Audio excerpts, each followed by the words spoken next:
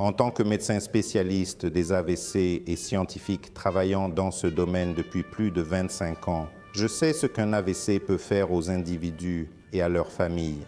C'est une maladie courante et très dévastatrice, et 1 sur 6 d'entre nous aura un AVC au cours de sa vie. Pourtant, plus de 90% des AVC pourraient être évités si nous connaissions nos facteurs de risque et savions comment les gérer. Mais combien d'entre nous savent comment réduire le risque d'avoir un AVC? Cette situation peut être changée et nous avons développé un outil pour vous aider.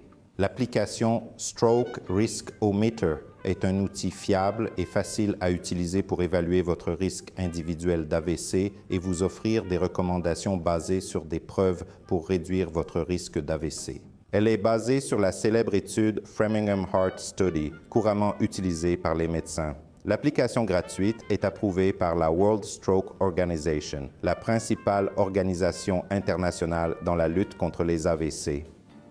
Il suffit de répondre à quelques questions simples. Par exemple, Andrew est un homme caucasien, généralement en bonne santé, au début de la quarantaine.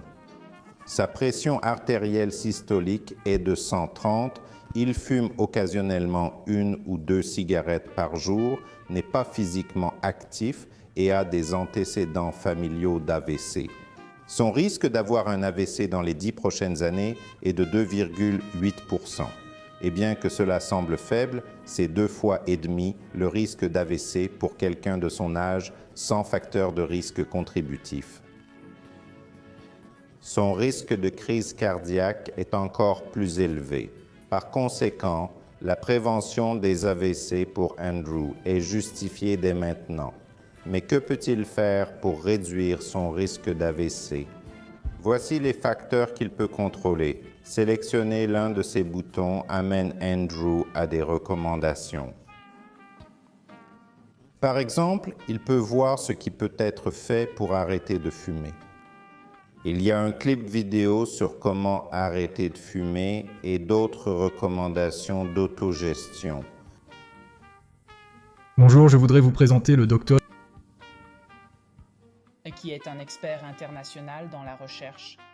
Ces recommandations s'appliquent également à la prévention d'une crise cardiaque. Je tiens à souligner qu'il est beaucoup plus facile de prévenir un AVC que de le traiter. N'attendez pas que vous ou un de vos proches ayez un AVC. Agissez maintenant. Prenez le contrôle de votre mode de vie et de votre santé pour réduire votre risque d'AVC et de crise cardiaque.